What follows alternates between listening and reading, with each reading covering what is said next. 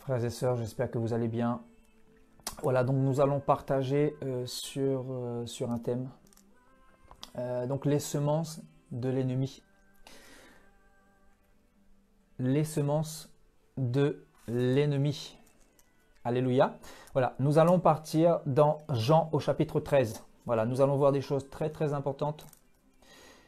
Et soyez très connectés, très concentrés surtout. Alléluia. Donc Jean au chapitre 13, nous allons voir beaucoup de choses, beaucoup de versets. Jean au chapitre 13 à partir du verset 1.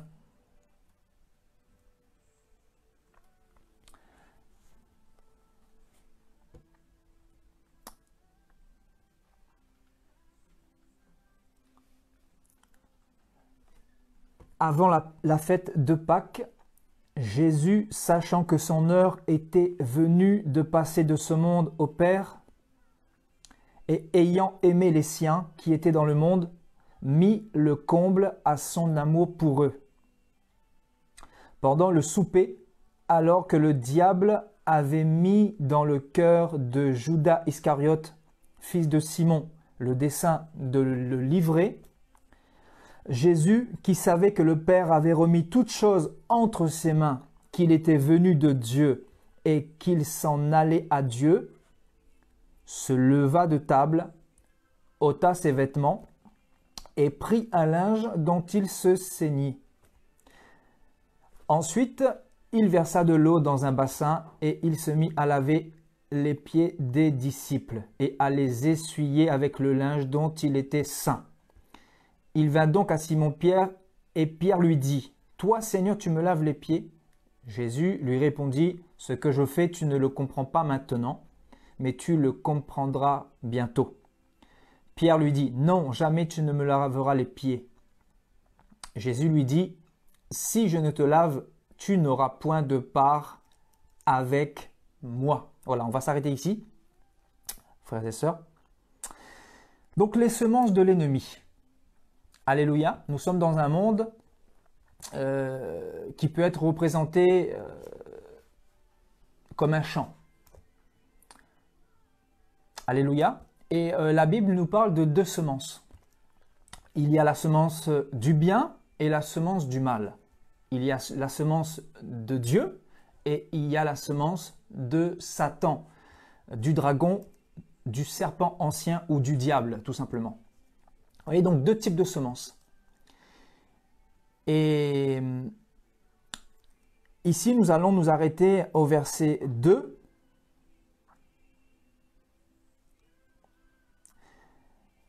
Le verset 2 nous dit « Pendant le souper, alors que le diable avait déjà mis dans le cœur de Judas Iscariote, fils de Simon, le dessein de livrer Jésus. » On nous dit que pendant le souper, le diable avait déjà mis dans le cœur de Judas Iscariote le dessein ou le désir de livrer Jésus.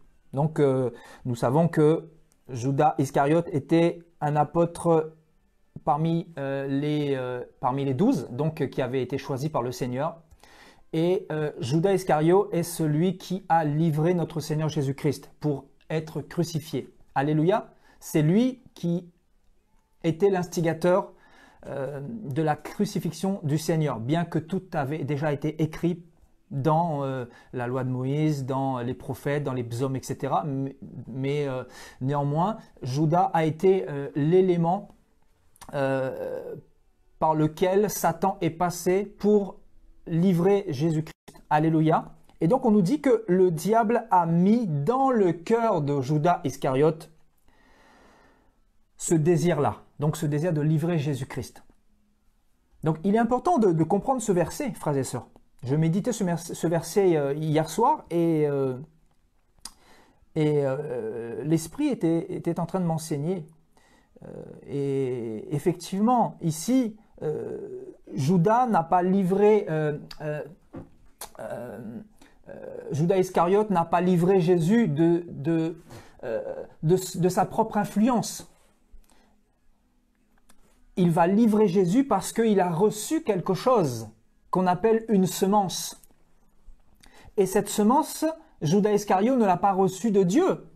Mais cette semence, Judas Iscariote l'a reçue de Satan en personne. C'est-à-dire l'esprit qui est le prince de ce monde présent, le prince de ce siècle présent. Donc il est important de comprendre que Judas Iscariote ne s'est pas levé du jour au lendemain pour se dire qu'il va livrer Jésus. Non, il faut savoir que Judas a reçu au préalable une semence. Et là, bien sûr, nous parlons du monde spirituel. Il y a un monde physique, il y a un monde spirituel. Et souvent, le visible est la conséquence du monde invisible. Le physique est la conséquence du monde invisible. Tout ce que nous voyons est la conséquence de l'invisible, c'est-à-dire du monde spirituel. Dans ce monde, vous allez voir des guerres, vous allez voir des troubles, vous allez voir des maladies, vous allez voir de la souffrance, vous allez voir des suicides, vous allez voir de l'alcoolisme, des drogués, des prostituées. Vous allez voir plusieurs événements qui nous montrent que il y a beaucoup de choses qui se passent. Et si on pourrait résumer ce monde actuel, en fait, on comprend que ce monde est établi sur deux types de semences. Donc, d'un côté, nous avons la semence du serpent, et de l'autre côté, nous avons la semence de Dieu. Et on nous dit ici que Judas Iscariote, fils de Simon, a reçu quelque chose dans son cœur de la part de Satan, le diable. Donc la Bible est claire, nette et précise là-dessus. Judas ne s'est pas levé un matin pour se dire, voilà, je vais livrer Jésus. Ça ne vient pas de lui-même. Donc on comprend mieux pourquoi la Bible dit que nous n'avons pas à lutter contre le sang et la chair, contre les hommes, contre notre prochain, contre notre semblable. Mais nous avons à lutter contre les principautés, les dominations, les esprits méchants dans le monde des ténèbres, dans le monde spirituel. Parce qu'il y a un monde spirituel qui gère le monde physique, le monde visible. Donc le monde que nous voyons de nos propres yeux est géré par le monde spirituel. Et ça, il est important de le comprendre. En tant que disciples de Yahushua, nous devons comprendre notre identité. Nous devons comprendre notre position. Nous devons comprendre d'où le Seigneur nous a tirés et où nous sommes aujourd'hui. Parce que être chrétien, c'est être dans une position spirituelle. Je ne vous parle pas d'être religieux, parce que les religieux ne sont pas dans la position spirituelle du Seigneur. Mais toujours dans la même position du monde. Le monde qui a inspiré toutes les religions. Non, je vous parle de ces deux semences que possède le monde. La semence de l'ennemi et la semence de Dieu. Il y a deux semences. Et d'ailleurs, Matthieu 13 nous parle de ces deux semences, c'est-à-dire du blé et de l'ivraie. Et nous aurons l'occasion d'aller jeter un œil dans quelques instants. Alléluia. Donc, on nous dit, pendant le souper, alors que le diable, pendant le souper, avait mis dans le cœur de Judas Iscariote. C'est le diable qui a mis dans son cœur le dessein de livrer Jésus. Donc on comprend que le diable est un influenceur. On comprend que le diable peut faire des choses aux êtres humains. On comprend que le diable peut manipuler les hommes que nous sommes. On comprend que le diable a la possibilité de nous faire n'importe quoi dans ce monde qui peut nuire à notre prochain, qui peut nuire à nous-mêmes.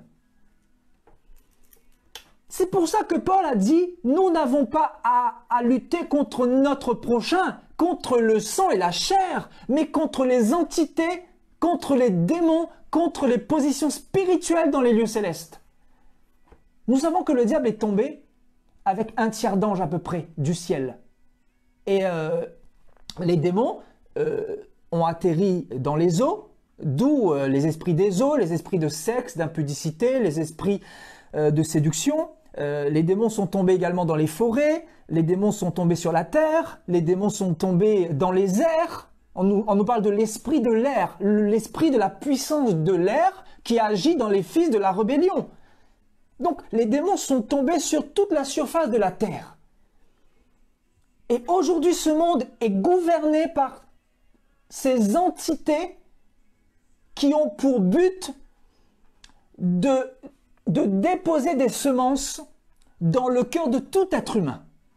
Voilà le but, ni plus ni moins, que Satan veut faire.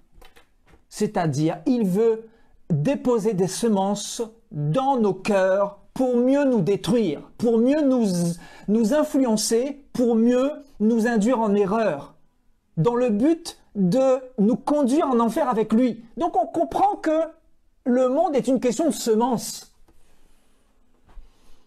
Et cette semence est invisible. Cette semence est le produit du monde invisible.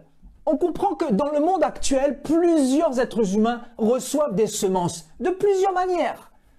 Les semences peuvent être lancées à travers des flèches, c'est-à-dire Paul nous a dit que nous devons rechercher à posséder les armes spirituelles, le bouclier de la foi, le casque du salut, l'épée de l'esprit, avec lesquels nous pourrions éteindre tous les traits enflammés du malin.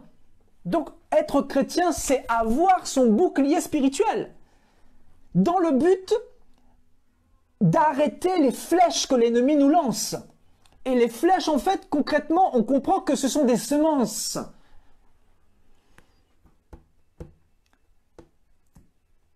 Donc, nous recevons des semences de plusieurs manières. Donc, à travers des flèches que l'ennemi peut nous envoyer, et on va voir cela en détail dans quelques instants.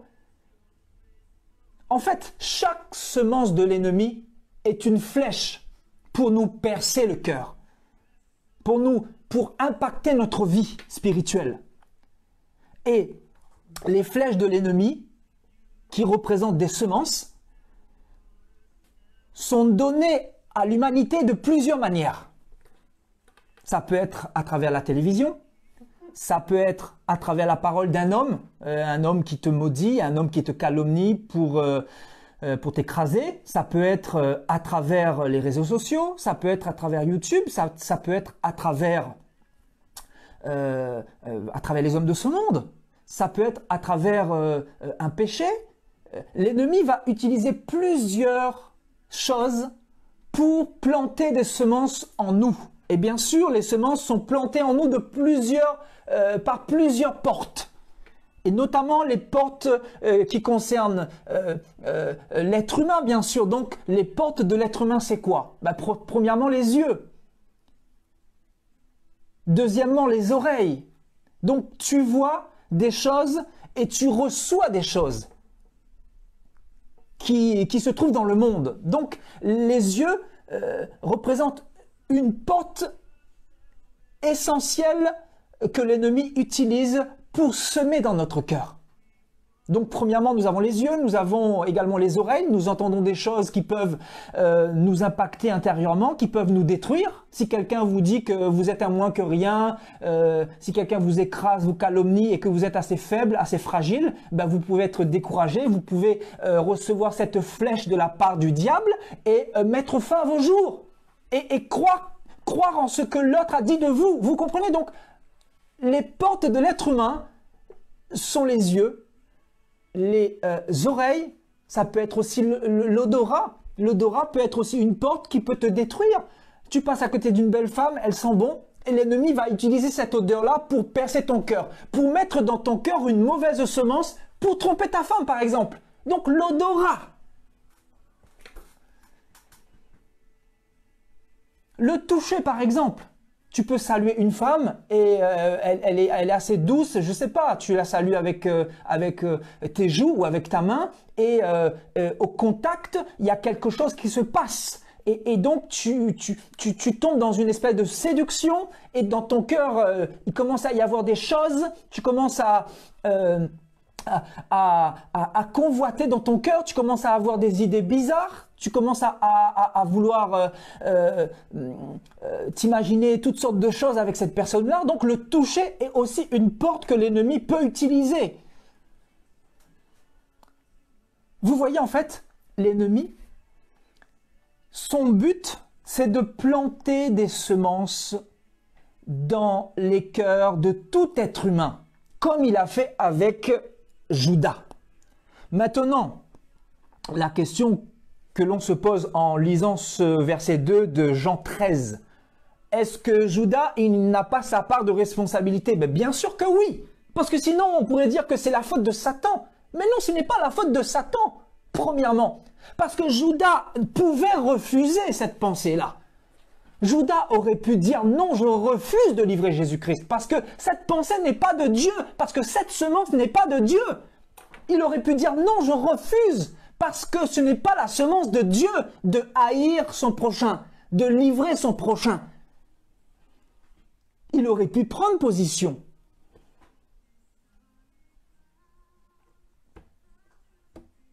Mais Judas, au lieu de prendre position, il va plutôt subir cette attaque. C'était une attaque spirituelle de la part de Satan, du monde des ténèbres. C'était une attaque. Là, on voit bel et bien l'exemple d'une attaque de la part du royaume des ténèbres que Judas a subi. Et bien sûr, dans le cœur de Judas, il y avait déjà un certain nombre de choses. On nous dit qu'il avait la garde du trésor. Il était le garant des offrandes, etc. Donc, on nous dit qu'il était voleur déjà. Donc, son cœur était déjà rempli, effectivement. Donc, Satan savait qu'il avait devant lui un chrétien d'apparence, un chrétien de nom, un chrétien qui utilisait le nom de Jésus. Bien que Judas faisait des miracles, bien que Judas chassait des démons, bien que Judas fréquentait les bâtiments d'église tous les dimanches ou tous les shabbats, comme vous voulez, mais Satan, néanmoins, savait ce qu'il y avait dans le cœur de Judas. Parce que Judas avait ouvert déjà plusieurs portes. Et donc Satan, sachant cela, qu'est-ce qu'il va faire? Il va continuer dans ses plans machiavéliques, il va lancer encore des attaques, il va lancer des semences encore dans le cœur de Judas. Et Judas, un matin, il se réveille et avec le désir de livrer Jésus. Et il ne s'est pas posé les bonnes questions. Mais est-ce que cette semence est de Dieu ou pas? Il aurait pu se poser les questions. Donc c'est important de comprendre cela. Parce que si nous comprenons comment Satan a opéré avec Judas Iscariote, nous allons comprendre comment Satan procède dans nos vies et dans le monde entier aussi. Parce que c'est comme ça qu'il arrive à détruire le monde. Vous savez, je vais vous parler d'une histoire. Il y a une jeune fille qui a été enlevée il y a à peu près 4-5 jours. C'était pas loin de Lyon, il me semble, hein, pour ceux qui habitent en France. Et donc, il y a eu des recherches qui ont été faites pour essayer de la retrouver. Et récemment, on l'a retrouvée. Elle était décédée, c'est-à-dire elle était entre les mains d'un meurtrier. Certainement, elle était violée. Et on l'a retrouvée, cette pauvre jeune fille de 18 ans. Imaginez-vous un peu, 18 ans.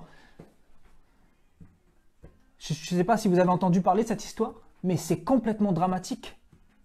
Mais il faut savoir que ce qui est arrivé à cette jeune femme, c'est le fruit d'une semence que ce meurtrier a reçue. Il a reçu plusieurs semences.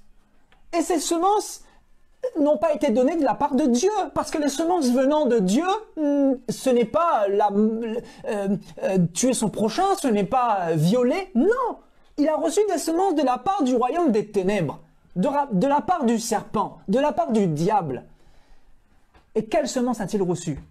Il a reçu la semence de l'impudicité à travers plusieurs canaux. Ça peut être la pornographie, ça peut être la télévision, ça peut être une publicité qu'il a vue, ça peut être plusieurs choses. En tout cas, il a reçu plusieurs semences pour passer à l'acte et pour avoir fait ce qu'il a fait, cette chose abominable. Donc, il a reçu la semence de l'impudicité et il a reçu la semence du meurtre. Il a tué cette pauvre jeune femme. Vous voyez, il n'avait pas le bouclier de la foi, il n'avait pas le casque du salut, il n'avait pas l'armure du combattant, il n'avait pas l'épée de l'esprit, il n'avait pas Christ. Donc, il a été livré à ses pulsions, à ses pensées, il a été livré à sa chair, et il pensait certainement que cela venait de lui. Mais cela ne venait pas de lui. Cela venait du monde des ténèbres, parce que les ténèbres, nous dit la Bible, est là pour détruire, pour égorger, pour diviser, pour semer la zizanie et le désordre sur la terre. Vous voyez donc, il est important de comprendre que le diable, pour atteindre quelqu'un, premièrement, il sème dans son cœur. Il sème tel un agriculteur. Vous voyez, un agriculteur, il vient semer dans son champ pour pouvoir par la suite obtenir des graines. Ça peut être des haricots, ça peut être, je sais pas, ça peut être des lentilles, ça peut être, je sais pas, ça peut être des fruits par exemple. Ça peut être du blé, ça peut être du manioc. Vous pouvez planter toutes sortes de choses. Il faut savoir que pour obtenir des oranges, il y a eu une semence qui a été déposée quelques mois en arrière. Vous voyez, donc tout est une question de semence. Donc ce que vous voyez au niveau de l'agriculture, c'est un petit peu ce qui se passe dans le monde des ténèbres. Le diable, pour arriver à ses fins, il commence premièrement à semer dans les cœurs des êtres humains. Et quelqu'un, pour passer à l'acte, pour arriver à tuer une personne, c'est qu'au préalable, Satan a semé dans son cœur tel un champ. Tel un champ. Et le cœur de cette personne va se remplir jusqu'au jour où cette personne va s'approprier cette semence et ce fruit. Et ben, il va passer à l'acte littéralement et il va commettre l'irréparable.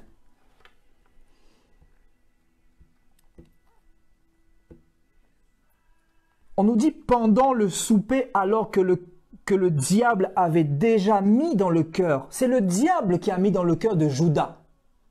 Ce n'est pas Judas qui s'est levé un matin et qui s'est planté lui-même cette pensée dans le cœur. Il est important de le souligner. Donc dites-vous un petit peu que quand les hommes vous calomnient, quand les hommes vous critiquent, quand les hommes se lèvent contre vous, dites-vous qu'il y a des entités démoniaques derrière qui ont semé dans leur cœur pour vous atteindre. Est-ce que vous comprenez un tout petit peu l'évangile là, ce soir? C'est pour ça qu'il ne faut pas vous arrêter à eux. Il ne faut pas vous arrêter sur ce que les gens pensent de vous ou ce que les gens disent de vous. Parce que ce n'est pas ce que les gens disent de vous qui doit compter. C'est ce que le Seigneur a dit sur toi qui doit prédominer. Parce que tant que tu ne comprendras pas qu'il ne faut pas s'arrêter sur les gens, tu vas continuer à souffrir. Tu seras affaibli, découragé, parce que l'ennemi, en réalité, il va passer par les gens autour de toi pour t'accabler, pour que tu sois déprimé, pour que tu sois dans la morosité, pour que tu pleures, pour que tu doutes de Dieu, pour que tu penses que Dieu n'est plus avec toi, pour que tu aies des pensées bizarres. Et souvent, tellement tu es découragé, tu es même prêt à retourner dans le monde parce que tu souffres trop. Parce que tu as ouvert toutes les portes pour entendre et voir n'importe quoi. Donc les portes du corps doivent être gardées précieusement. On doit faire attention à ce que l'on voit, parce que ce que l'on voit permet à des semences de rentrer dans notre cœur. Ce que l'on entend permet à des semences de rentrer dans notre cœur, et ce qui rentre en nous peut nous détruire. Les semences que le diable plante en nous peuvent nous détruire. Et le diable a détruit beaucoup de chrétiens en plantant premièrement des semences. Vous savez, quand on parle des attaques, il est question de semences. Il n'est pas question d'autre chose. Ici, Judas a subi une attaque spirituelle. Il a reçu une semence. Et il a reçu même plusieurs semences. Son cœur était déjà imbibé et rempli.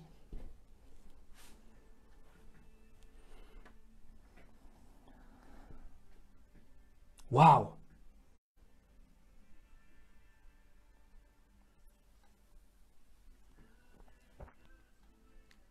Le diable avait déjà mis dans le cœur. Dans le cœur. Comment Satan a mis dans le cœur de Judas des semences? Comment a-t-il opéré? Dans l'invisible, bien sûr. Satan est esprit. Satan est esprit. Satan n'est pas un être humain. Donc la Bible nous apprend que Satan peut planter des semences dans nos cœurs, nous les êtres humains.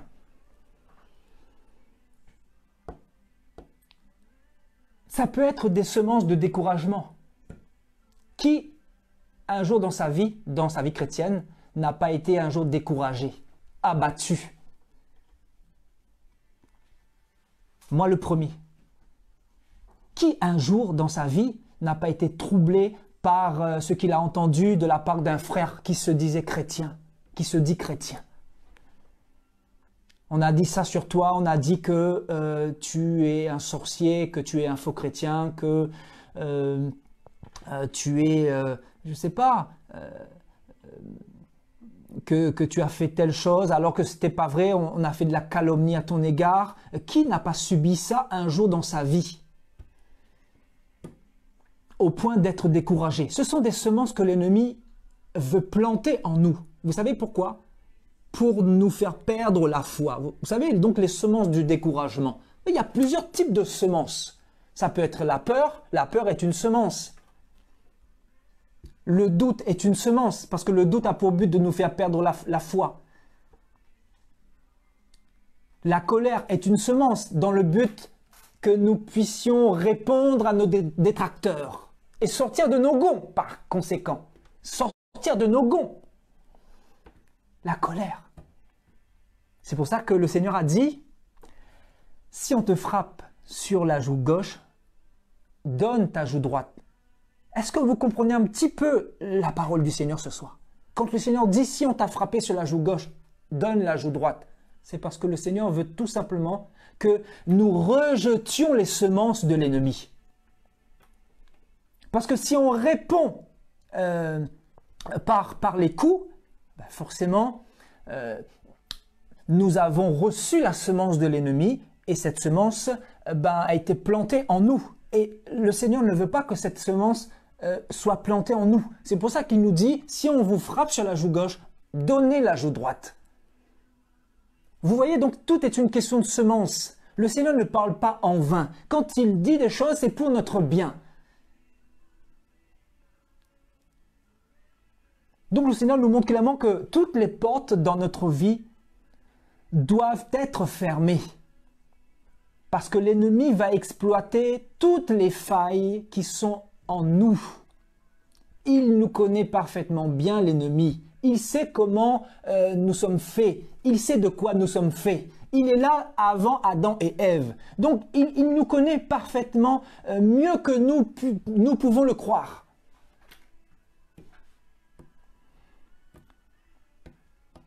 Alléluia. L'impudicité, c'est une semence. L'impudicité est une semence du royaume des ténèbres qui te fait faire beaucoup d'erreurs, qui te fait coucher avec n'importe qui, au risque même de te détruire par une maladie. Ça peut être le sida, ça peut être une maladie sexuellement transmissible, ça peut être, je ne sais pas, il y a beaucoup de maladies dans le monde des ténèbres qui sont données à l'homme par l'intermédiaire du sexe. Ça peut être la sorcellerie que tu peux recevoir par l'intermédiaire de l'impudicité. C'est-à-dire une semence. L'ennemi a utilisé une semence. Il a déposé une semence et avec cette semence-là, il aura réussi à faire beaucoup de dégâts dans la vie d'une personne.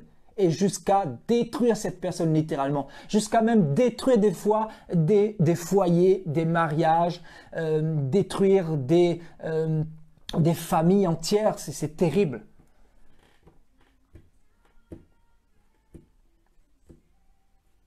Pourquoi dans le monde il y a autant de divorces? Pourquoi les gens divorcent-ils autant en 2020?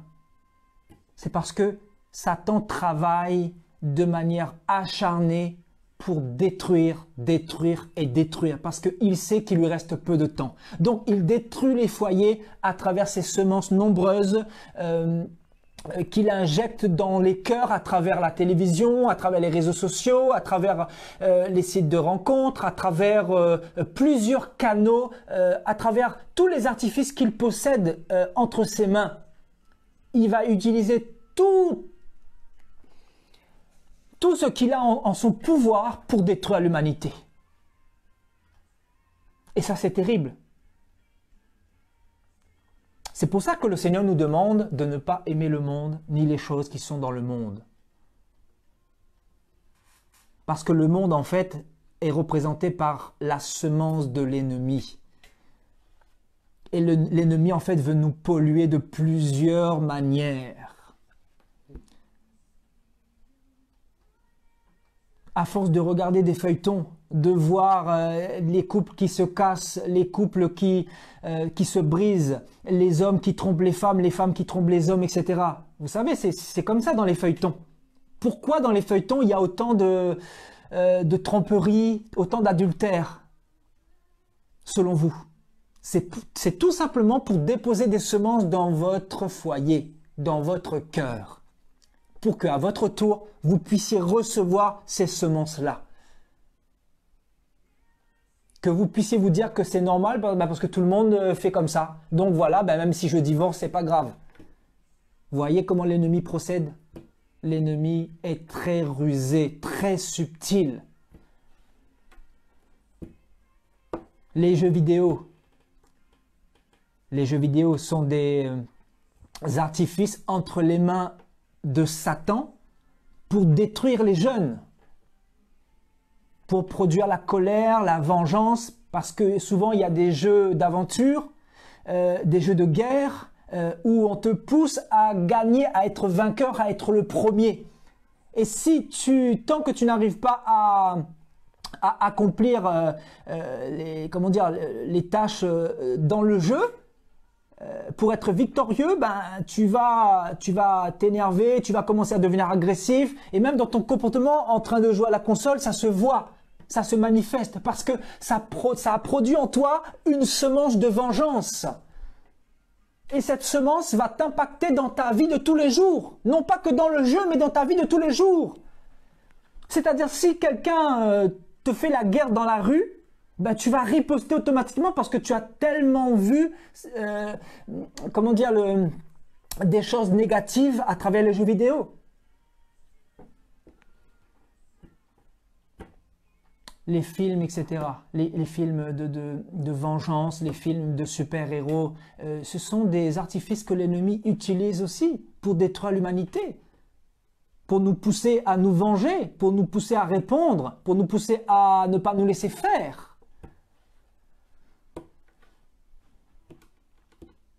C'est terrible. Vous voyez, en fait, on comprend que tout est une question de semences.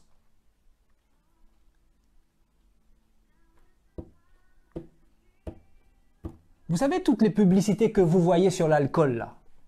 Publicité sur Johnny Walker, publicité sur Black Label, publicité sur la bière 8-6, publicité sur tel vodka, publicité sur tel vin. Est-ce que vous n'avez pas vu dans ce monde déjà des publicités sur l'alcool quand vous allez dans les grandes villes, quand vous allez dans les métros, des fois quand vous vous baladez, même dans une province, vous voyez des grandes affiches publicitaires avec des photos d'alcool Et en minuscule, c'est écrit l'abus d'alcool est dangereux pour la santé. En minuscule, vous ne voyez même pas.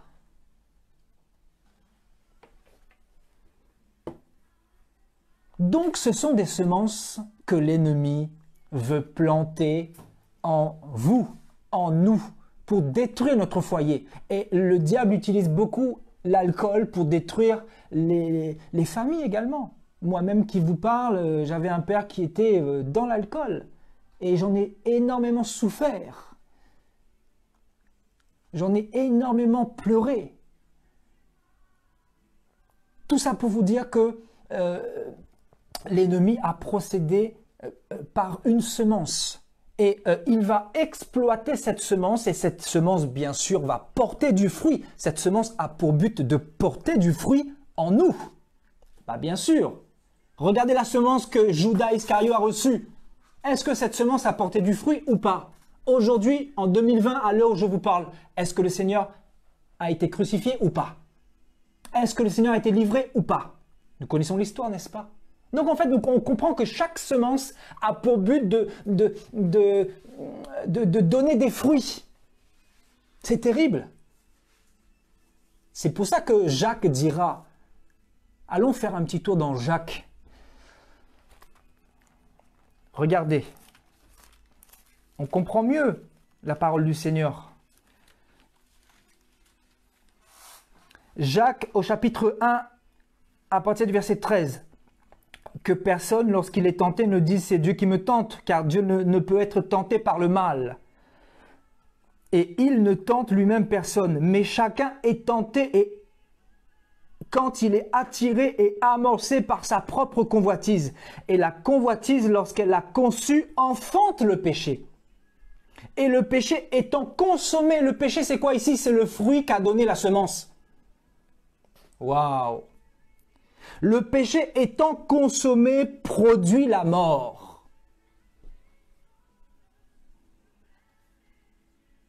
Vous voyez? La convoitise, bien sûr, entre par les portes dont je vous ai parlé tout à l'heure. Ça peut être les yeux, ça peut être le toucher, ça peut être l'odorat. Donc la convoitise va rentrer, par exemple, par les yeux. Et on nous dit, puis la convoitise lorsqu'elle a conçu. Donc la convoitise conçoit. En fait, la convoitise, c'est une semence. Et la convoitise va concevoir. C'est-à-dire va donner quelque chose, va produire un fruit. Waouh! Donc la convoitise est une semence, l'orgueil est une semence, la calomnie est une semence. Le mensonge est une semence. L'impudicité est une semence. Vous voyez, donc on comprend mieux la parole du Seigneur. Et on nous dit, la convoitise, lorsqu'elle a conçu, vous voyez la semence de la convoitise, elle conçoit. Elle fait naître un fruit, elle donne un fruit en nous. Si nous acceptons la convoitise, si nous rejetons ce fruit, ne peut pas prendre naissance. Judas aurait pu dire non, je ne veux pas que ce fruit apparaisse dans mon cœur. Bien qu'il avait reçu cette semence, il aurait pu dire non à ce fruit qui consistait à livrer Jésus. Mais ce n'est pas ce qu'il a fait. C'est pour ça qu'il est coupable. C'est pour ça que ce n'est pas la faute de Satan. Satan, il a fait ce qu'il a l'habitude de faire. Faire tomber les gens, égarer les gens, tuer, détruire, égorger. Il a fait simplement son ministère. Le ministère de Satan, c'est ça, c'est de détruire. Donc, la convoitise, lorsqu'elle a conçu, enfante le péché, donne la naissance d'un enfant qu'on appelle le fruit. C'est terrible, c'est terrible. Vous voyez la semence là, la semence. Quelle semence as-tu reçue? Quelle semence avons-nous reçue? Et est-ce que nous consommons les fruits de ces semences-là? Parce que notre vie, la vie de tout être humain, est la conséquence des fruits des semences du serpent. Si aujourd'hui dans ta vie ça ne va pas, c'est que tu as consommé un fruit qui provient d'une semence de l'ennemi. Voilà les questions que nous devons nous poser. Quel fruit avons-nous consommé que Dieu nous a empêchés de consommer. Puis la convoitise, lorsqu'elle a conçu, la convoitise enfante. Enfante des fruits. Et les fruits s'appellent le péché. Et le péché étant consommé, donc consommé, là en fait, le péché est consommé, on mange, on prend plaisir. C'est terrible, on prend plaisir. Il y a des personnes qui prennent plaisir à la calomnie. Il y a des personnes qui prennent plaisir à parler, à critiquer leurs semblables. Il y a des personnes qui prennent plaisir à mentir. Il y a des personnes qui prennent plaisir à se masturber. Il y a des personnes qui prennent plaisir dans la pornographie. Il y a des personnes qui prennent plaisir dans l'alcool, etc. Et ça, c'est terrible. Vous voyez, consommer le péché, là. On nous dit que ça produit la mort. Et regardez effectivement, merci Saint-Esprit, regardez ce qui s'est passé dans la vie de Jésus. Vous voyez dans la vie de Jésus ce qui s'est passé? Le Seigneur est mort. Le Seigneur en est mort du fruit que Judas a mangé. Premièrement, il a reçu une semence. La semence était de livrer Jésus. Deuxièmement, il a mangé cette semence-là. Cette semence-là, si vous voulez, a porté du fruit. Et quand cette semence a commencé à porter du fruit, là, il est parti littéralement chercher Jésus-Christ. Lui, il était devant. C'était lui qui était en tête. C'était lui qui a dit où se trouvait Jésus. C'est-à-dire, il était l'instigateur de la crucifixion de Jésus-Christ. Donc le fruit était en train d'être consommé à ce moment-là. Et le fruit étant consommé, le péché étant consommé, ça a produit ou ça a donné la mort de notre Seigneur Jésus-Christ. Mais tout ça, bien sûr, faisait partie des plans du Seigneur pour nous sauver, toi et moi, mon frère, ma sœur. Ça faisait partie des plans de Dieu. Dieu avait un plan pour l'humanité et il est passé par Judas Iscariote.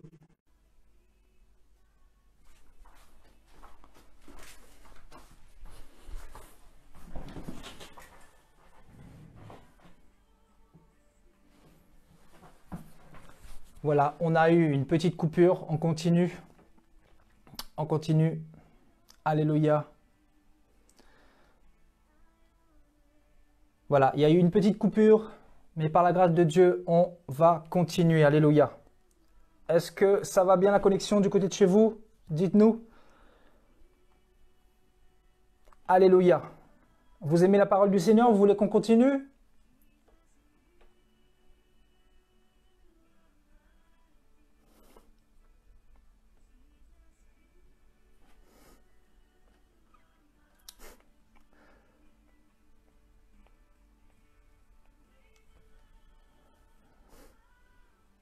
Alléluia. On va continuer par la grâce du Seigneur. Donc, vous voyez, donc, le péché étant consommé produit la mort. Et effectivement, le Seigneur en est mort de ce fruit qui a été consommé par Judas. Judas qui a reçu au préalable une semence.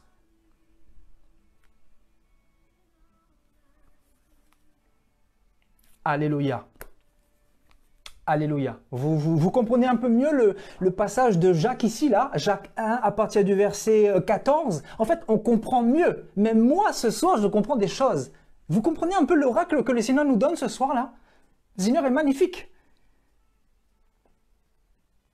Donc, tout est une question de semence. Je crois que celui qui a compris l'enseignement de ce soir, il ne va plus se faire avoir. Parce que l'ennemi utilise notre ignorance pour mieux semer la zizanie entre les chrétiens et aussi dans le monde. Mais le pire, c'est qu'aujourd'hui, dans le milieu chrétien, il y a beaucoup de problèmes, beaucoup de zizanie, beaucoup de calomnies. Ben, on se pose la question, mais que se passe-t-il? En fait, on se dit que beaucoup ne sont pas conduits par l'Esprit. Quand le Seigneur dit que ceux qui sont conduits par l'Esprit sont enfants de Dieu. C'est quoi être conduit par l'Esprit, mes bien-aimés frères? Dites-moi un peu. Et c'est quoi être conduit par la chair? Être conduit par l'Esprit, c'est bien sûr être conduit par les semences de Dieu. Et être conduit par la chair, c'est être conduit par les semences de l'ennemi. Et toutes les semences de l'ennemi, c'est cité dans Galates 5. On pourra le voir tout à l'heure. Ça peut être la calomnie, ça peut être la fraude, ça peut être le mensonge, ça peut être la haine, ça peut être le manque de pardon, ça peut être l'avortement, ça peut être l'impudicité, l'inceste, toutes ces choses-là.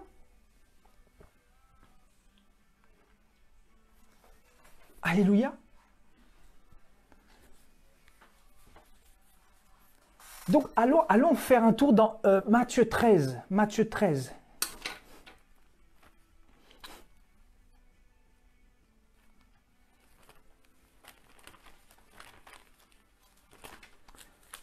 Vous connaissez cette parabole, le blé est livré. On ne pouvait pas ne pas en parler, parce que franchement, c'est très parleur ici. Vous voyez, donc, Matthieu chapitre 13, et nous lirons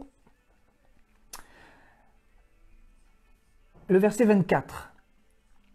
Il leur proposa une autre parabole et dit: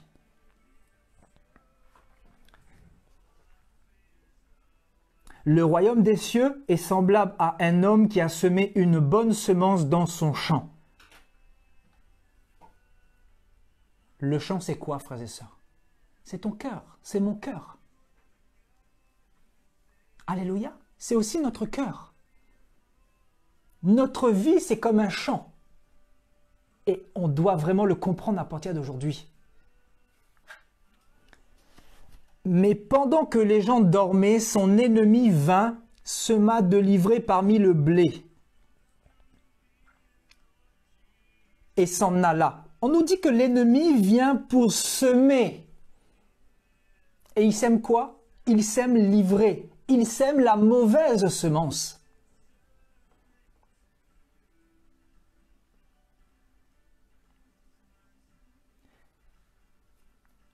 Et donc on nous dit que l'ivraie est semée parmi le blé. C'est-à-dire même au sein de l'Église, là où il y a le plus de problèmes par rapport au monde. On se dit qu'aujourd'hui, en fait, on a l'impression qu'il y a plus de problèmes au sein des assemblées que dans le monde. On a l'impression que des chrétiens, soi-disant, qui sont convertis, des chrétiens qui sont passés par les eaux du baptême, des chrétiens qui ont donné leur vie à Jésus, on se dit que des fois, ils sont pires que les gens du monde. Mais que se passe-t-il? Nous en avons l'explication. On nous dit que l'ivraie a été semée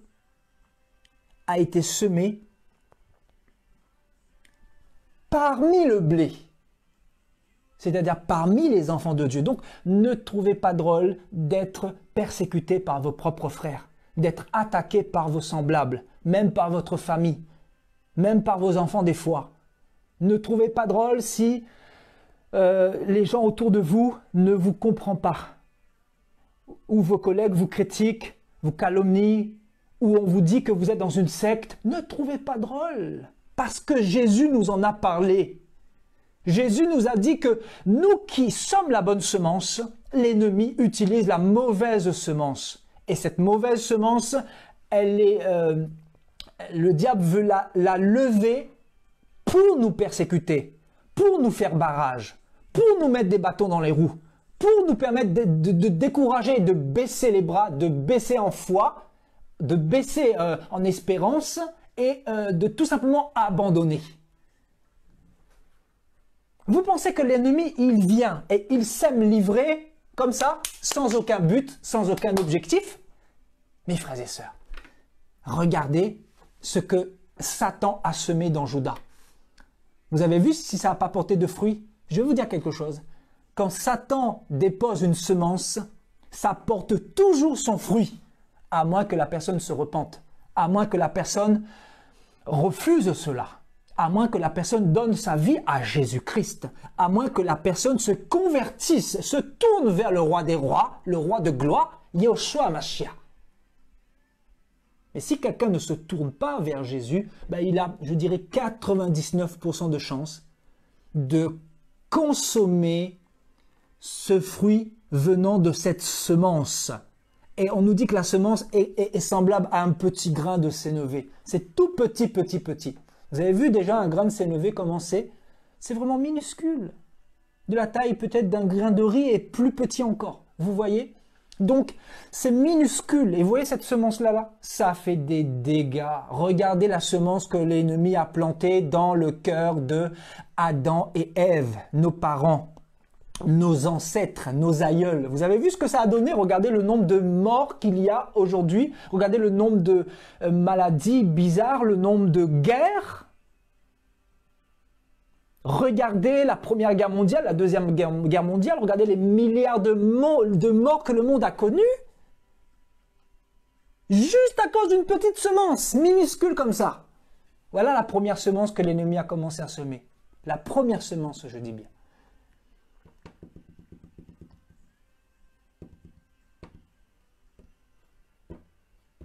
Et l'ennemi utilise toujours ce même mode opératoire, c'est-à-dire il sème. Mais imaginez-vous, il a commencé par Adam et Ève.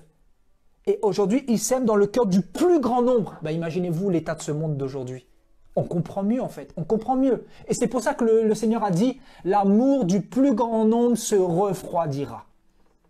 Le péché va continuer à s'accroître. C'est pour ça que le Seigneur nous a parlé aussi de l'apostasie, mes frères et sœurs. Est-ce qu'on nous comprenons un petit peu la parole? L'apostasie, c'est quoi? C'est la perte de la foi dans l'Église. L'Église qui abandonne la foi, qui abandonne la vérité. L'Église qui suit des doctrines de démons. L'Église qui n'est plus dans l'espérance. L'Église qui croit que Jésus ne reviendra pas. L'Église qui se conforme au siècle présent, c'est-à-dire à la religion. L'Église qui boit toutes sortes de fausses doctrines. Pourquoi? Parce que, ô Saint-Esprit de Dieu, ô Seigneur Yoshua, parce que l'Église reçoit tellement d'attaques, tellement de semences. Voilà où est le problème. Et l'Église n'est pas spirituelle. L'Église ne marche pas par l'Esprit. Voilà le problème. Et donc les chrétiens sont fléchés, je vous dis la vérité. Les chrétiens sont attaqués, beaucoup tombent, beaucoup succombent. Pourquoi? Parce que l'Église n'a pas compris que l'enjeu de notre vie chrétienne, c'est la sanctification. Quand quelqu'un est dans la sanctification, l'ennemi ne le touche pas. Le malin ne peut pas le toucher. Quelqu'un qui est dans la sanctification, il peut recevoir des semences, mais il va toujours rejeter ces semences-là. Moi aussi, j'ai déjà reçu des semences. Qui n'a pas un jour, dans sa vie chrétienne, reçu des semences, reçu des pensées bizarres, reçu des pensées mauvaises, reçu des pensées de sexe, des pensées dans ce dont tu étais autrefois, des péchés d'autrefois. Ça vient pas de toi, ça vient d'où? Ne soyons pas naïfs. Nous avons des démons qui sont dans les lieux célestes et qui nous flèchent, qui nous attaquent. Des pensées de déprime, des pensées de découragement, des pensées pour que tu baisses les bras, des pensées pour que tu penses que Jésus n'est plus avec toi. C'est pour ça que le Seigneur nous dit d'être patient dans les épreuves, d'être patient dans la tentation.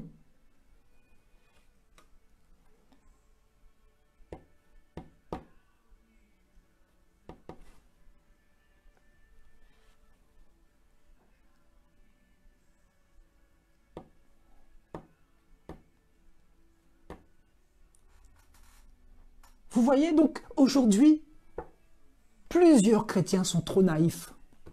Et quand je dis naïfs, ce sont des chrétiens qui marchent par la chair, qui marchent par des raisonnements. On ne marche pas par des raisonnements, on marche en appliquant la parole du Seigneur. Quand on applique la parole du Seigneur, on est dans un état de sainteté, de sanctification. On prend le bouclier de la foi et les semences de l'ennemi sont morts en nous. Même s'il rentre ces semences-là, parce que nous sommes des hommes, des fois ça peut rentrer, mais on tue ces semences-là. C'est pour ça que Paul a dit, faites mourir ce qui est dans votre corps et terrestre, charnel et toutes ces choses-là. Vous voulez qu'on va le voir, merci Saint-Esprit, merci Seigneur. Dans Colossiens 3, on va partir dans Colossiens 3, regardez. Des fois, il y a un petit trou de mémoire comme ça, c'est normal, c'est humain bien sûr. On n'est pas des machines non plus à retenir tout dans l'immédiat. Hein. Alléluia. Donc, Colossiens au chapitre 3. Voilà, merci Seigneur. Au verset 5. Faites donc mourir ce qui est dans vos membres et terrestres. Vous voyez? Qu'est-ce qui peut être dans les membres Bien sûr, le Seigneur parle de quoi? Des semences de l'ennemi. Il nous dit de faire mourir ces semences-là. Parce que si nous ne faisons pas mourir ces semences-là, ça va porter du fruit. Ça va devenir un arbre, ça va donner des fruits et ça va nous pourrir la vie. Vous voyez Colossiens chapitre 3 verset 5. Faites donc mourir, littéralement tuer. Tuez les semences de l'ennemi dans vos cœurs. Empêchez-les de prendre naissance. Si c'est la colère, tue cette semence-là. Si c'est l'impudicité, il faut tuer cette semence-là. Si c'est le mensonge, il faut tuer cette semence-là. Si l'ennemi te met une semence de fraude pour frauder, tu tues cette semence-là. Faites donc mourir ou tuer littéralement ce qui, dans vos membres, est terrestre. La débauche, l'impureté, les passions, les mauvais désirs, la cupidité. Et il dit, c'est à cause de ces choses que la colère de Dieu vient sur les fils de la rébellion. Et c'est ainsi que vous marchiez autrefois lorsque vous viviez dans ces péchés. Lorsque vous viviez dans ces péchés. Nous vivions dans ces péchés parce que nous avions reçu des semences. Mais lors de notre conversion, le Seigneur nous nettoie. Le Seigneur enlève cela. Et le Seigneur nous apprend à tuer ces passions-là qui sont dans notre corps.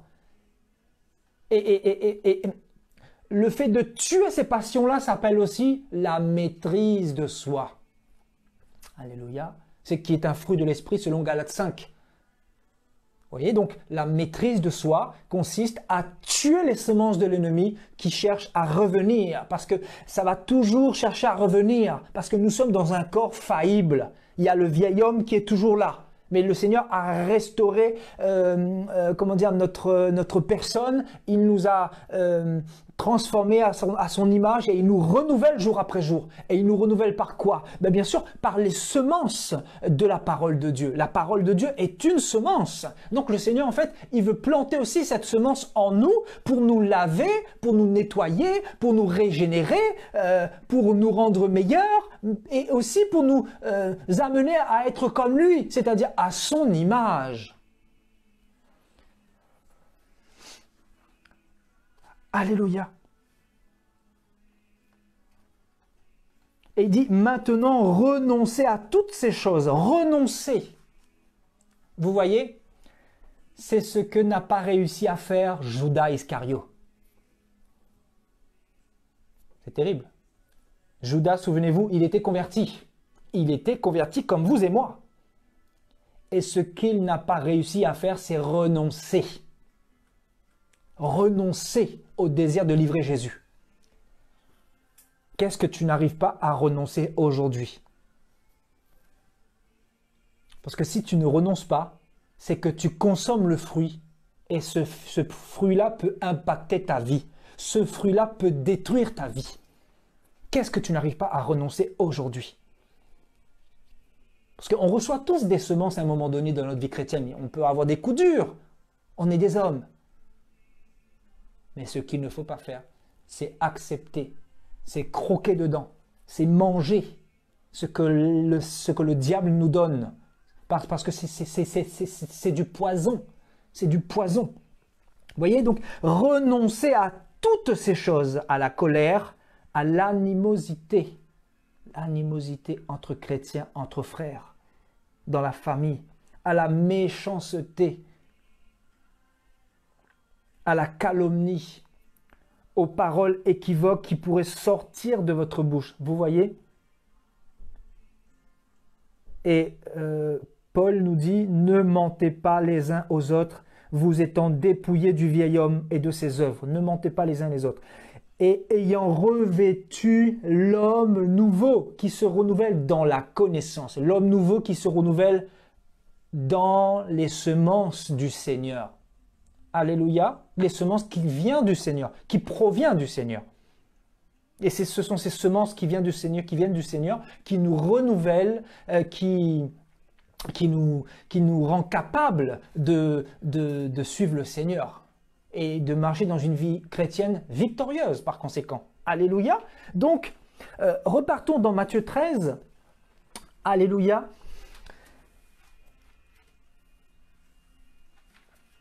voyez, donc on parle des deux semences, hein, donc le blé est livré. Et Matthieu 13 au verset 25, mais pendant que les gens dormaient, son ennemi vint, sema de l'ivraie parmi le blé et s'en alla. Et on nous dit, lorsque l'herbe eut poussé et donné du fruit, l'ivraie parut aussi. Vous voyez, donc on nous parle de fruits. Le but de Satan, c'est de faire porter des fruits à toutes ces semences qu'il peut déposer dans un homme, dans un être humain, et même dans des chrétiens. Judas était chrétien. Judas était converti, frères et sœurs. Donc, ceux qui vous disent que le salut ne peut pas se perdre, ils ont été envoûtés, ils ont été ensorcelés. Vous voyez, ça c'est une semence de l'ennemi. C'est une doctrine de démon. Quelqu'un qui vous dit que le salut ne peut pas se perdre, Judas aussi, il n'a pas pu perdre le salut alors. Il est où là? Il est au paradis? Il a livré le Seigneur, il est au paradis? Non, mais vous voyez les temps difficiles dans lesquels nous sommes, frères et sœurs. Vous voyez qu'il faut faire très très attention. Mais le Seigneur nous a donné l'onction pour pouvoir comprendre sa parole. Et gloire à son nom. Merci Saint-Esprit, parce que le Saint-Esprit nous éclaire. On ne peut pas nous tromper comme ça. On ne peut pas nous tromper. Alléluia. Vous voyez? Il dit, d'où vient donc qu'il y a de l'ivraie? Il lui a répondu, c'est un ennemi qui a fait cela. Vous voyez, l'ivraie, la semence du serpent, c'est l'ennemi qui a fait cela.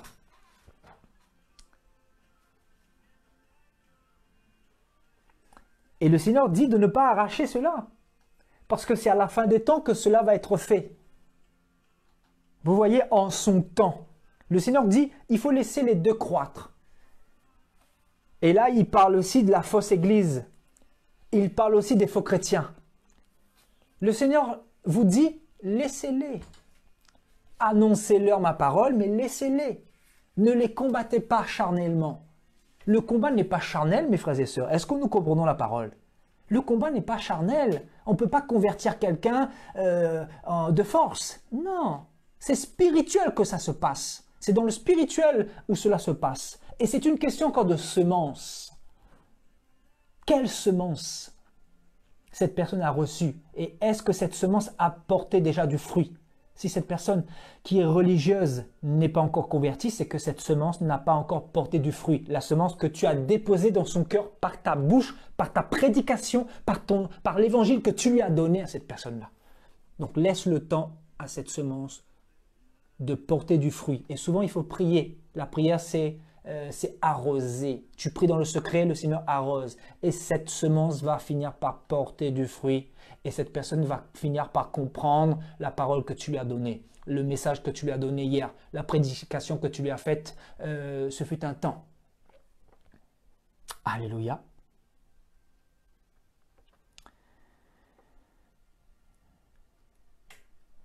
Alléluia. Et donc, le verset 36, donc, explique-nous la parabole de l'ivraie et du champ. Il répondit, celui qui sème la bonne semence, c'est le Fils de l'homme. La bonne semence, c'est Jésus-Christ. C'est la parole de Jésus-Christ. Le champ, c'est le monde. C'est ton cœur, c'est mon cœur. Bien sûr, quand on dit le monde, ce n'est pas la terre dans laquelle on met des graines. Non, c'est pas ça. Non. Le champ, c'est toi. Le champ, c'est moi. Le champ, c'est l'être humain, ou tous les êtres humains. La bonne semence, ce sont les fils du royaume. Aïe, aïe, aïe, aïe, aïe. On nous dit que les chrétiens sont des bonnes semences. Ben oui, Jésus a fait de nous une semence bonne. Nous étions des mauvaises semencières quand nous n'étions pas convertis. Tu es une bonne semence, mon ami. C'est pour ça que l'ennemi ne peut plus réclamer ton âme. C'est pour ça que la sorcellerie ne peut plus rien contre toi. Et l'ivraie, ce sont les fils du malin. Vous voyez, donc l'ivraie représente les faux chrétiens, les religieux, les impies, les pécheurs, les païens, ceux qui se prosternent devant des idoles, les sorciers, les satanistes et tout ça, vous voyez? Et on nous dit l'ennemi qui l'a semé. Vous voyez, on nous parle d'un ennemi qui sème. En fait, si Dieu nous ouvre les yeux, on verrait Satan. Vous savez, quand le Seigneur parlera à Satan dans le livre de Job, le Seigneur va lui dire, d'où viens-tu? Et Satan va dire, je me promène sur la terre, je me promène. En fait, il se promène. Et qu'est-ce qu'il fait en se promenant? En fait, il dépose des semences. On peut aller voir, merci Seigneur. On va partir dans Job. On va aller dans Job. Alléluia, merci Seigneur pour ta parole. On se laisse conduire par le Seigneur. Le Seigneur nous fait du bien. Alors, Job, et nous lirons chapitre 1, Job chapitre 1 et le verset 6. Or, les fils de Dieu vinrent un jour se présenter. Aïe, aïe, aïe. Vous aimez la parole du Seigneur, hein, n'est-ce pas? On aime la parole de Jésus. Or, les fils de Dieu vinrent un jour se présenter devant l'Éternel. Et Satan vint aussi au milieu d'eux. L'Éternel dit à Satan, « D'où viens-tu, Satan ?» Et Satan répondit à l'Éternel, « De parcourir la terre et de m'y promener. » En fait, on comprend ce que Satan fait quand il se promène, quand il parcourt la terre. Pourquoi il parcourt la terre? Pour faire du sport? Pourquoi? C'est terrible. Mon Dieu, Jésus de Nazareth, merci pour ta parole. Satan, il fait quoi en se promenant dans la terre? C'est quoi son but? Oh mon Dieu, le Saint-Esprit est magnifique. L'Éternel dit à Satan, « D'où viens-tu » Et Satan répondit à l'Éternel, « De parcourir la terre et de m'y promener. » Mais ce qu'il n'a pas dit, c'est qu'il semait en même temps. En parcourant la terre, il sème. Et il sème des mauvaises semences. Il sème de l'ivraie. Il sème du désordre. Il sème les semences de la guerre. Il sème les semences de la division. Il sème les semences de l'égoïsme. Il sème les semences de l'avortement. Il sème les semences de la colère. Il sème les semences de l'impudicité, de l'inceste. Il sème les semences de la zoophilie. Il sème les semences de la prostitution. Et voilà ce monde. Regardez l'état de ce monde. Pourquoi? Parce que Satan, depuis Adam et Ève, il se promène. Waouh! Satan se promène. Il parcourt la terre. Et dans son périple, il sème. Et il sème vraiment beaucoup de dégâts. Beaucoup de dégâts. D'où les guerres. D'où toutes ces personnes qui sont mortes de maladies bizarres, d'accidents, d'AVC. De cancer bizarre. Waouh! C'est terrible. C'est terrible.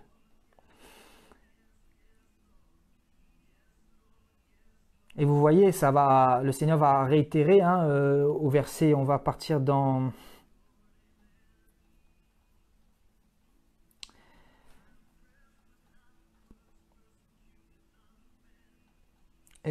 chapitre 2, donc Job chapitre 2, verset 2, l'Éternel dit à Satan, « D'où viens-tu » Et Satan répondit à l'Éternel, une deuxième fois, « De parcourir la terre et de m'y promener. » Waouh!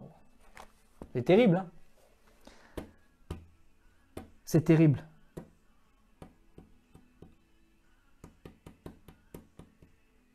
C'est terrible.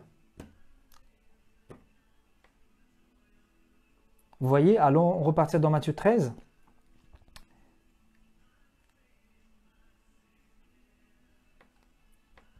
Et le Seigneur va parler bien sûr de l'ivraie qui sera jetée dans la fournaise ardente, là où il y aura des pleurs et des grincements de dents. Vous voyez? Et bien sûr, ceux qui sont de la semence de Jésus, ils resplendiront, donc on les appelle les justes, ils resplendiront comme le soleil dans le royaume de leur Père. Et le Seigneur dit que celui qui a des oreilles pour entendre, entende.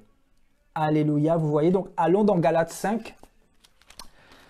On va voir un petit peu les semences de l'ennemi là-bas. Il y a des choses qui nous intéressent.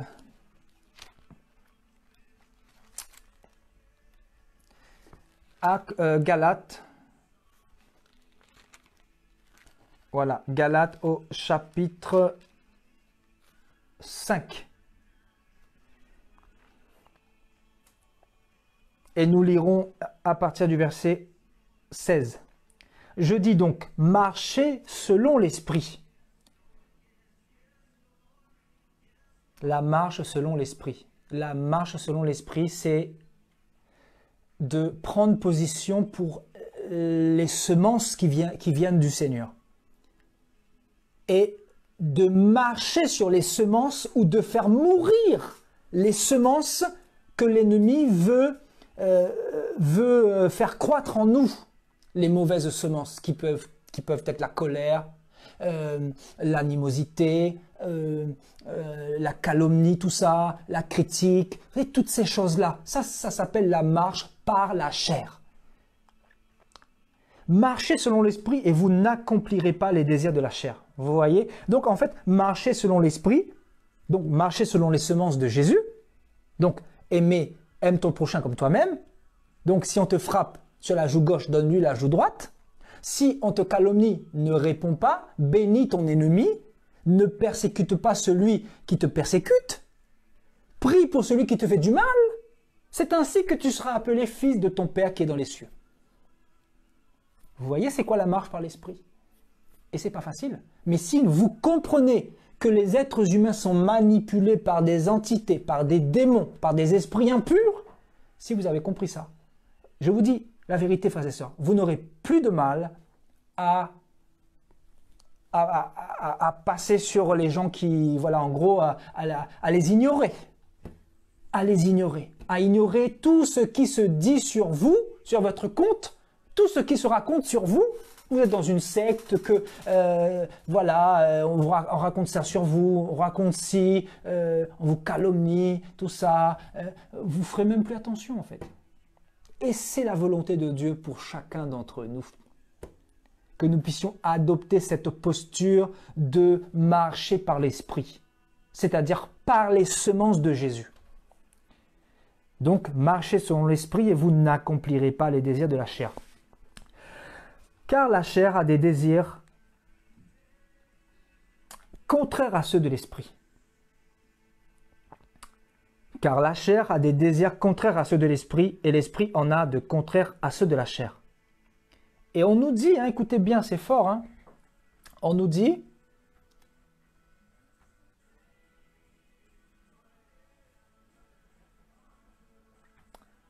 Alléluia,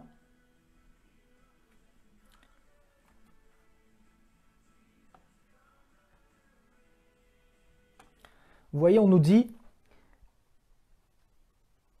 la chair a des désirs contraires, c'est-à-dire à ceux de l'esprit. Et l'esprit en a de contraires à ceux de la chair.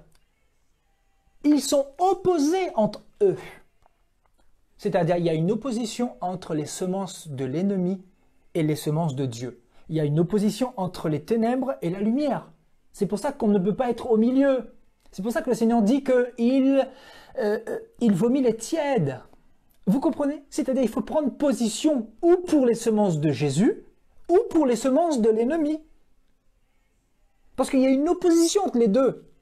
Les deux ne font pas bon ménage. C'est comme l'eau et l'huile. Ça ne se mélange pas.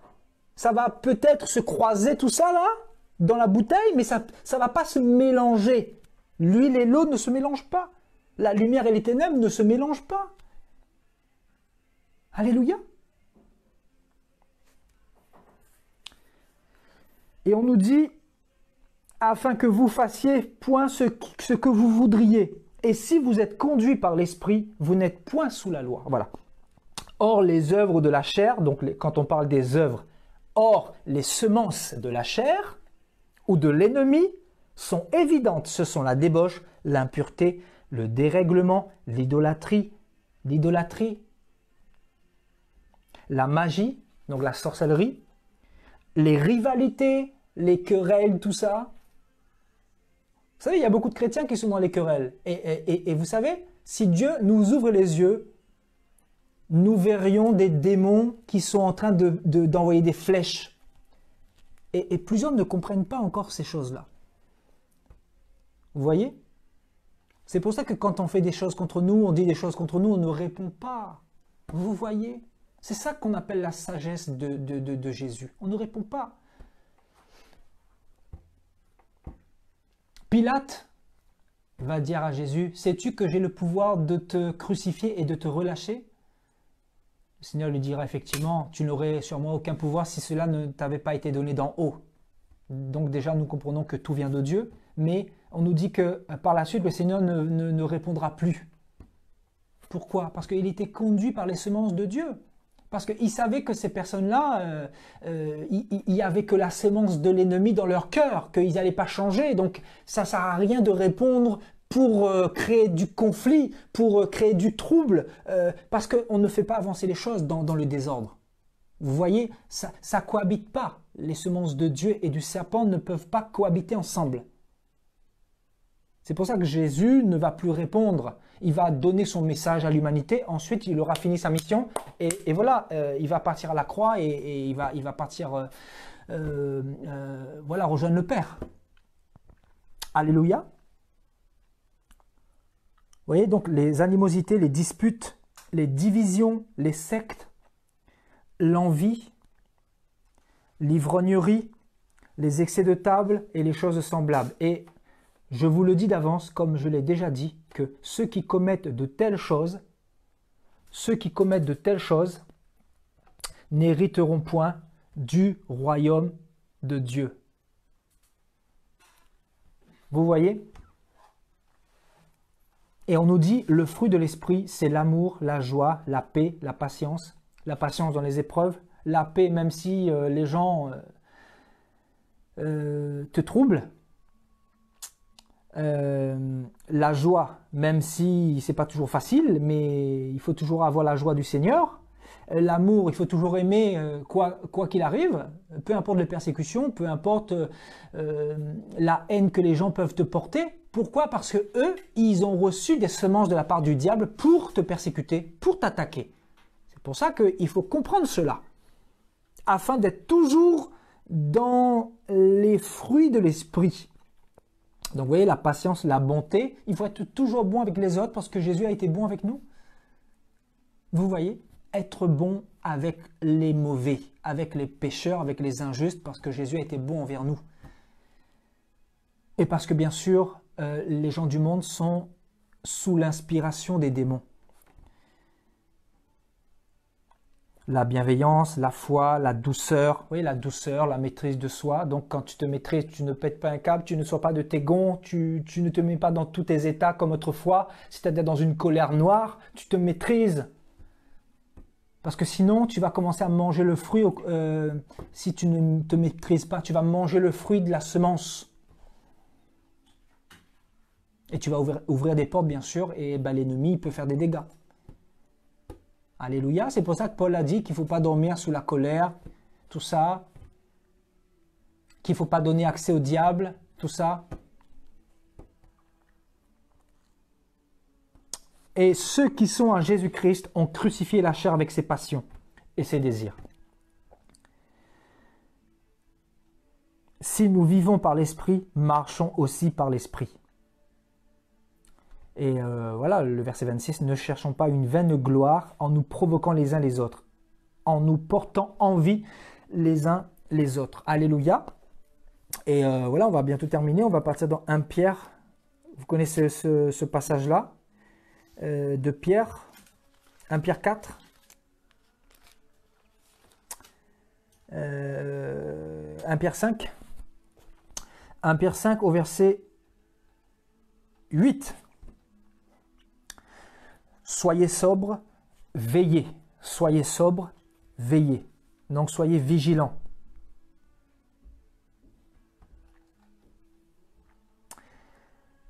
Votre adversaire, le diable, rôde. Vous voyez, il parcourt la terre, il se balade, il rôde. Comme un lion rugissant, et il cherche qui il dévorera. C'est-à-dire, il va attaquer. Il ne va pas rester les bras croisés. Mais nous avons reçu le pouvoir, la puissance. Nous avons reçu l'autorité de dire non aux semences de l'ennemi. Et c'est ça, c'est à cela que Jésus-Christ nous appelle. Vous voyez, c'est-à-dire prendre position pour la parole de Dieu, prendre position pour les semences de Jésus et marcher sur les semences du serpent.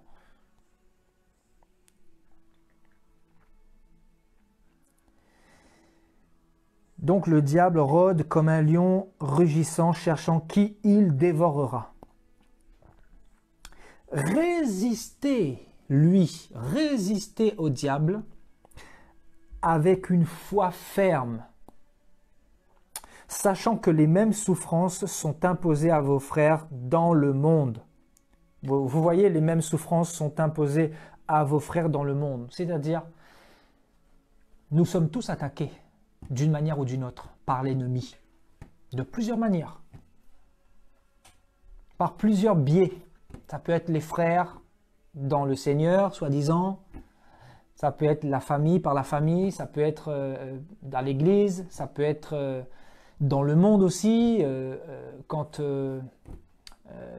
vous allez dans les rues, vous êtes matraqué par toutes sortes de messages subliminaux pour essayer de planter des semences en vous afin de vous faire succomber. Et c'est pour ça que nous ne devons pas aimer les choses dans le monde. Vous voyez, quelqu'un qui n'aime plus les choses dans le monde, c'est quelqu'un qui ne va plus porter attention. Son attention ne sera plus focalisée sur les choses du monde. Parce qu'il a compris que ce sont des semences mauvaises, négatives et destructrices. Vous voyez? Alléluia.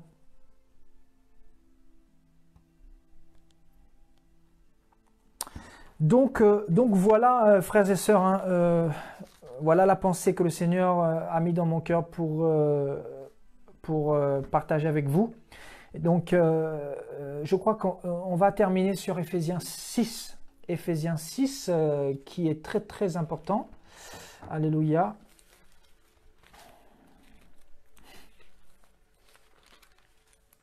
Éphésiens 6, au verset 10. Au verset 10.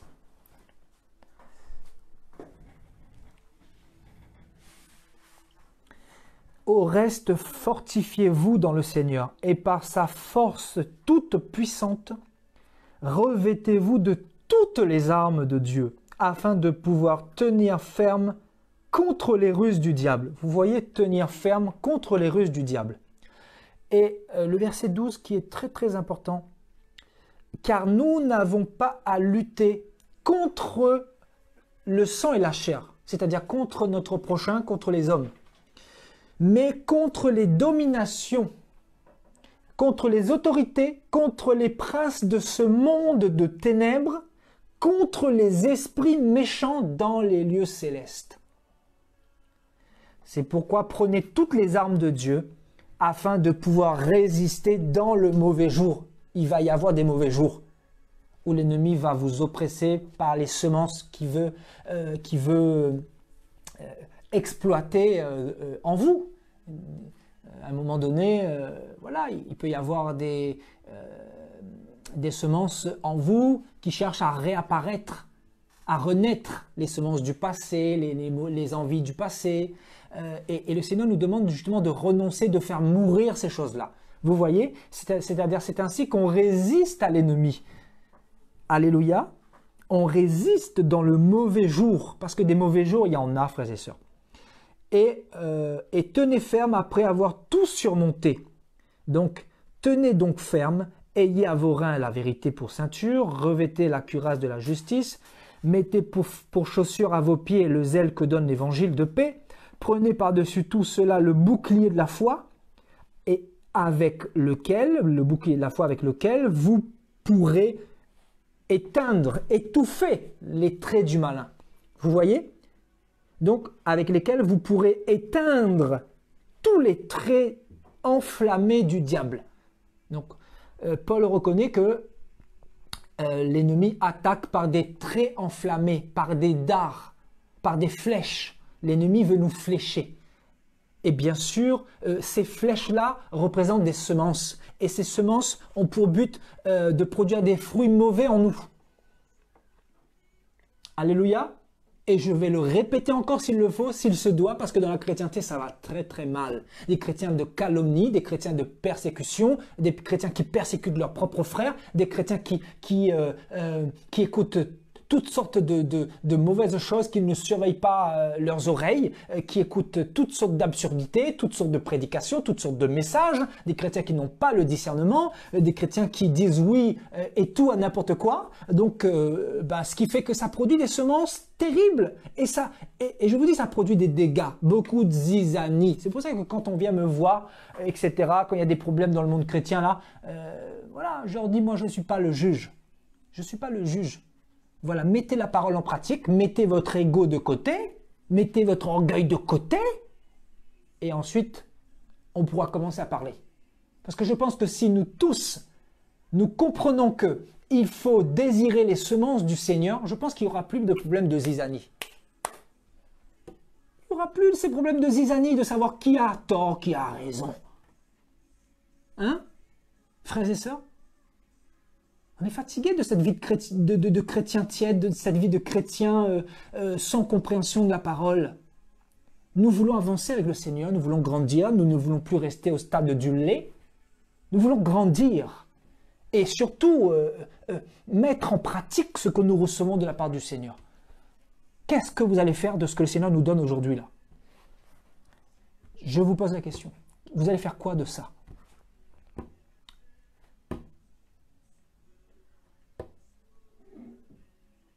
C'est pour ça que les gens qui vous persécutent, etc., ignorez-les. Apprenez à les ignorer. Vous allez voir la paix que le Seigneur va mettre dans votre cœur.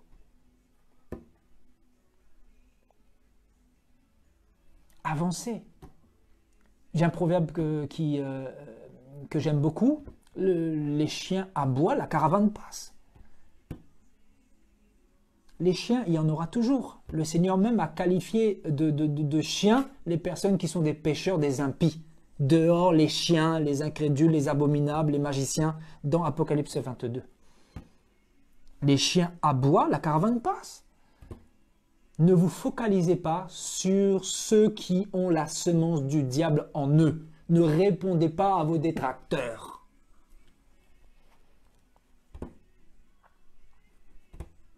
Répondez-leur avec l'amour du Seigneur.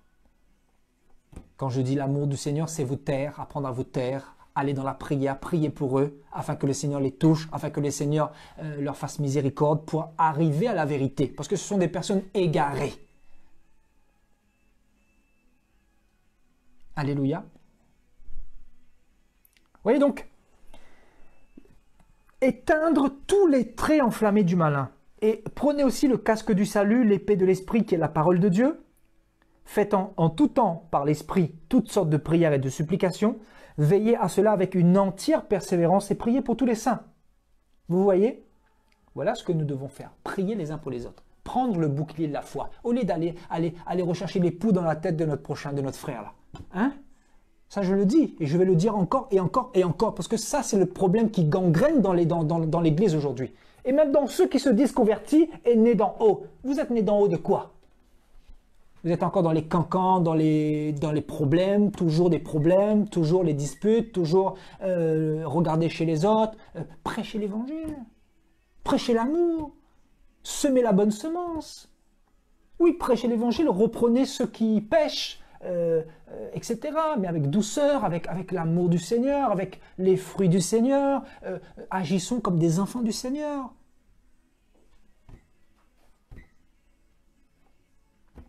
Ne tombez pas dans la religion, ne soyez pas religieux, ne vous croyez pas meilleur que les autres. Vous savez, Paul, j'aime beaucoup Paul parce que Paul, il a eu beaucoup de discours de sagesse. Et je ferai un thème prochainement là-dessus. Les discours de sagesse que Paul a eu. Il y a eu plusieurs paroles que Paul a données dans la parole. Et je pense que si plusieurs chrétiens mettent en pratique le vécu de Paul, l'expérience de Paul, les discours de Paul, le comportement de Paul, je pense qu'il y aurait plus de problème. Il n'y aurait plus de problème de savoir qui a raison, qui a tort, etc. Paul a dit, avec le juif, je me suis comporté comme un juif pour gagner le juif, avec le païen, comme païen pour gagner le païen. Le religieux, pareil, il s'est mis sur la même ligne que le religieux pour gagner le religieux et pour gagner le plus grand nombre de personnes. Si tu sais que tu es le blé, ne va pas chercher à montrer absolument que tu es le blé. Laisse le Seigneur te justifier, mon ami. Mets en pratique déjà la parole du Seigneur dans ta vie et voilà, avance. Donc voilà, j'ai terminé, frères et sœurs. Désolé pour la coupure, il y a eu une coupure tout à l'heure, donc je ne sais pas c'est dû à quoi, mais en tout cas, on a pu terminer l'enseignement. Donc, j'aimerais que nous puissions retenir que le monde est dirigé par des forces invisibles. D'un côté, vous avez les dominations, les principautés, les puissances démoniaques, les esprits méchants, et de l'autre côté, vous avez les anges du Seigneur, qui sont à notre service, qui sont là pour nous protéger aussi, qui sont là pour nous accompagner. Ce sont nos compagnons. Et donc, voilà, il y a deux semences dans le monde. Il y a la semence de l'ennemi, la semence de Dieu. Et Judas ne s'est pas levé un matin pour dire « je vais livrer Jésus ». On nous dit que Satan, c'est écrit. Méditez-le dans Jean 13, au verset 2. Je veux que vous le méditiez chez vous. C'est très important. Jean 13, au verset 2. On nous dit que Satan a mis dans son cœur. Satan a mis dans son cœur. Si tu as de la haine pour quelqu'un, je termine. Si tu as de la haine pour quelqu'un, Satan a mis dans ton cœur cette haine-là. Si tu manques de pardon envers quelqu'un, Satan a mis dans ton cœur le manque de pardon. On n'avait pas vu les choses comme ça. C'est pour ça que le Seigneur dit, si notre frère a péché contre nous 70 fois, on le pardonnera 70 fois cette fois. C'est-à-dire presque 500 fois. On n'a pas vu les choses comme ça. Vous voyez? C'est une question de semence.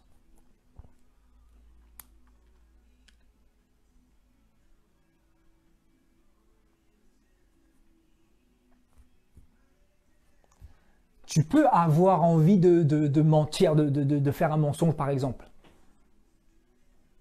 Mais tu prends position, tu dis non, je suis enfant de Dieu, je refuse le mensonge. Même si le mensonge peut te permettre d'arriver à quelque chose, à te sortir d'un pétrin, je ne sais pas. Le mensonge peut être efficace dans la vie de certaines personnes.